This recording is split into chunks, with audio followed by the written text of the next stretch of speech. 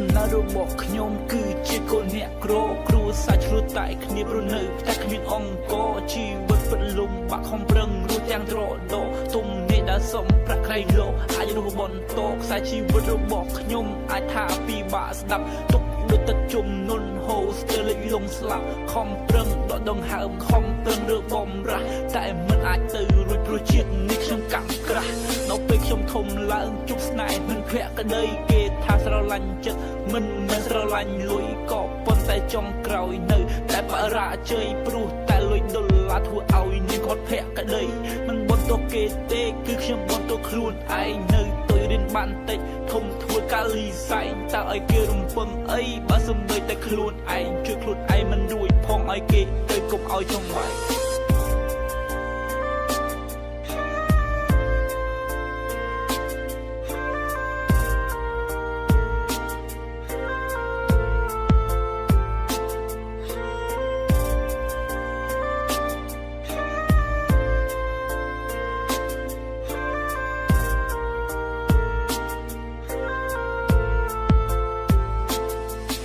ហត់ណាស់ពេលដែលគិតដល់រឿងអនាគតទៅភ្នែកហូរព្រោះមិនដឹងពេលណាទៅបានសុខអ្វីដែលលំបាកគឺខ្ញុំរាប់រងទាំងអស់ខំប្រឹងខ្លាំងពេកមានអារម្មណ៍ដូចជាខ្សោះខ្ញុំខ្សោះអស់កម្លាំងលែងចង់ដើរទៅបន្តកាន់តែដើរទៅមុខកាន់តែជួបរឿងមិនល្អព្រោះរឿងដែលខ្ញុំធ្វើគ្មានទេអ្នកគ្រប់គ្រងបើសិនខ្ញុំខុសវិញគេមកជន់យកអ្វីដែលខ្ញុំចង់បាននៅពេលនេះគឺការលើកទឹកចិត្តការផ្ដល់កម្លាំងចិត្តក៏ប៉ុន្តែអ្វីដែលខ្ញុំទទួលបានគឺការមើលងាយការចោលប្រលិចតែខ្ញុំรู้ដើម្បីអ្នកណាទៀត